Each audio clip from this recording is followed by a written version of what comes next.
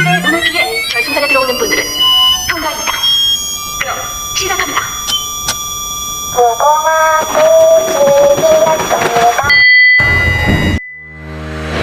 Good afternoon everyone, good afternoon ma'am. For today's video, we're going to discuss the material economic self together with the FSM and FGT students. So let's start in the material self. What is material self all about? The material self, according to William James, it pertains to the object places or even people which have the later mind. So for William James, the core of the material self was the body, the sum total of all that he can call his, not only his body and his psychic power, but his clothes and his house, his wife and children, his ancestors and friends, his occupations and works, his hands, and bank account. Such as positions are viewed as extensions of individual abilities. The self, as reflected through your interactions with others, actually a variety of selves that respond to changes in situations and rules. So, what is the material self example? The material self is made up of everything that a person owns, like his or her car, house, clothes, even her family and friends. For example, I own gadgets, shoes, and clothes. All of these will be a contribution to my material self.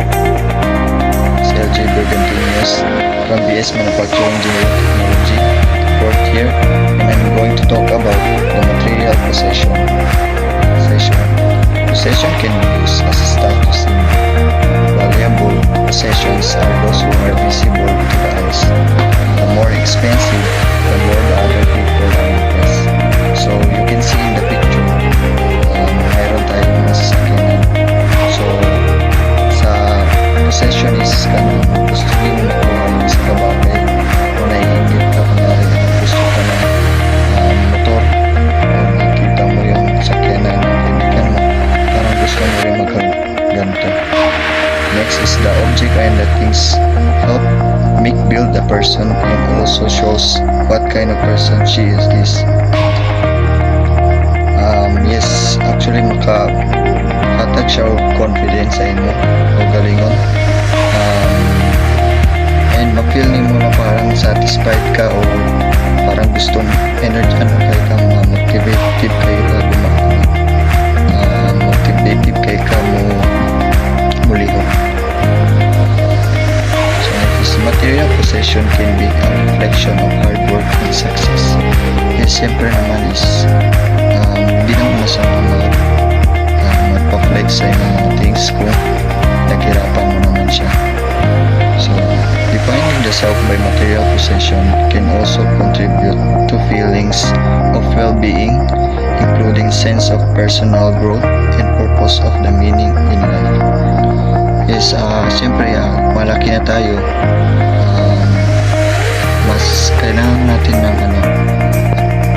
natin ng mga things na para grow tayo. I mean, for example is, so tumatanda na tayo, kailangan na ng mga bahay, siyempre mga kotse, and mga things, mga damit, sa kinahanglan yun as para kasama na yun, part na yun sa ating pag-grow.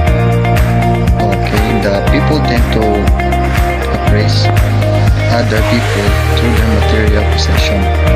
Thus, the greater the material possessions, the more one is likely to attain acceptance, approval, and esteem from other people. So, it means is kabantay mo ng mga tao na nire-respeto kasi meron silang pera o meron silang ganito. So, yun nakakadagdag din siya ng mas ano siya sa mga tao, mas ano sila para respeto kapag meron ka mga bagay o mayaman ka o ganyan. Exposure to mass media greatly influence what they want. Material possessions. First is self. A person's essentials being that distinguishes them from others considered as the object of introspection or reflective action. Second is identity. The fact of being who or what a person thinks is. Material possession. First is lack or loss of material possession can be disruptive to mental health.